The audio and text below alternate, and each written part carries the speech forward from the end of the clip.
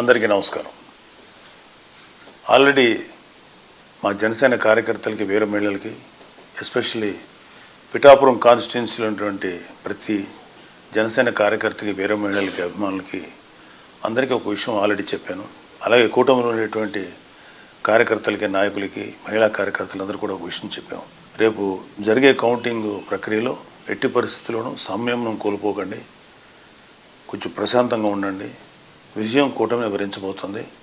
So ఓడిపోబోతున్నటువంటి YCP వాళ్ళు చేసేటువంటి కవింపు చర్యలకి మీరు ఎట్టి పరిస్థితుల్లో ప్రతిస్పందించద్దు అని చెప్పాను మీకు.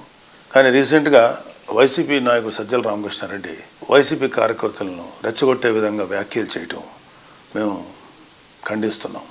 పార్టీ ఏదైనా కార్యకర్తల క్షేమం కోరాలి కానీ వారిని విద్వేషాలకి విధ్వంసాలకు పాల్పడే విధంగా రెచ్చగొట్టకూడదు. అలాగే వైసీపీ నాయకులు వారి ఓడిపోతున్న విషయం జీర్ణించుకోలేకపోతున్నారు. విద్వేషాలు రెచ్చగొట్టి కార్యకర్తలను బలి చేయాలని చూస్తున్నారు. వైసీపీ కార్యకర్తలైనా ఇతర ఏ పార్టీ కార్యకర్తలైనా ఒక విషయం గమనించుకోవాలి. ఆంధ్రప్రదేశ్ రాష్ట్రంలో ప్రజలు తమ నిర్ణయాన్ని ఓట్ల రూపంలో ఎప్పుడో వెల్లడించారు. గతంలో ఎన్నడూ లేని విధంగా ప్రజలు వైసీపీపై తమ వ్యతిరేకతను ఓట్ల రూపంలో చూపించారు.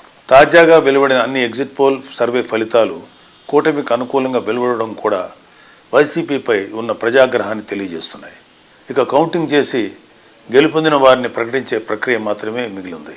కౌంటింగ్ రోజు ఏజెంట్లుగా హాజరయ్యే కార్యకర్తలు తమ పార్టీ అభ్యర్థికి ఎన్ని ఓట్లు పోలయ్యాయో ఓట్ల లెక్కింపు ప్రక్రియకు అనుగుణంగా ఎప్పటికప్పుడు నమోదు చేసుకుంటూ అంతిమంగా గెలుపు ఓటములు నిర్ధారించుకోవాలి.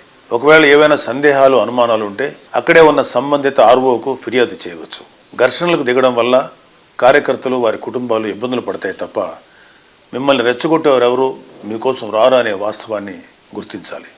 జూన్ 4న జరగనున్న కౌంటింగ్ ప్రక్రియకు ప్రజాస్వామ్య పద్ధతిలో ఎన్నికల కమిషన్ అధికారులు జారీ చేసిన నిబంధనలకు అనుగుణంగా నడుచుకోవాలని అన్ని పార్టీల కార్యకర్తలను మరొకసారి కోరుతున్నాను.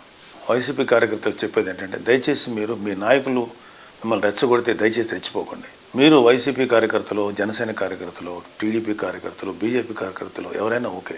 మీరు ముందు ఒక రాజకీయ పార్టీ కార్యకర్తల కన్నా మీరు ఒక మనిషి, మీకు ఒక కుటుంబం, మీకు ఒక బాధ్యతలు ఉన్నాయి. ఫస్ట్ ఇలాంటి వాటిలో మీరు సమయంతో బిహేవ్ చేస్తే బాగుంటుంది తప్ప మీరు ఏ తప్పు చేసినా సరే పోలీస్ కేసులు కానీ ఇతరత్ర సమస్యలు మేము చుట్టుపట్టే అవకాశం ఉంది. దయచేసి వాటికి మీరెవరూ కూడా లొంగద్దు.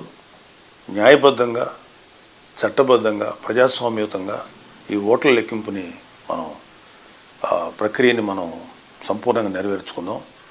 దయచేసి ఎవరూ కూడా ఆవేశాలకు లోనవద్దు. ప్రజాస్వామ్య స్పిరిట్ని మనందరం గౌరవిద్దాం. అలాగే ఎవరైనా సరే ఇంకొక ఇతర పార్టీ నాయకులు కానీ ఇతర పార్టీ కార్యకర్తలు కానీ రెచ్చగొట్టినా సరే దయచేసి ఎవరు రెచ్చిపోకండి. ఎవరు విన్ అవుతున్నారో ఎవరు లూజ్ అవుతున్నారు అనేది ఆల్రెడీ నిక్షిప్తమైంది. వాళ్ళని జస్ట్ అనౌన్స్ చేసి బయట పెట్టడమే తరువాయి. సో మీరు ఇప్పుడు ఏ కార్యకర్త అయినా ఏమీ చేసేది లేదు.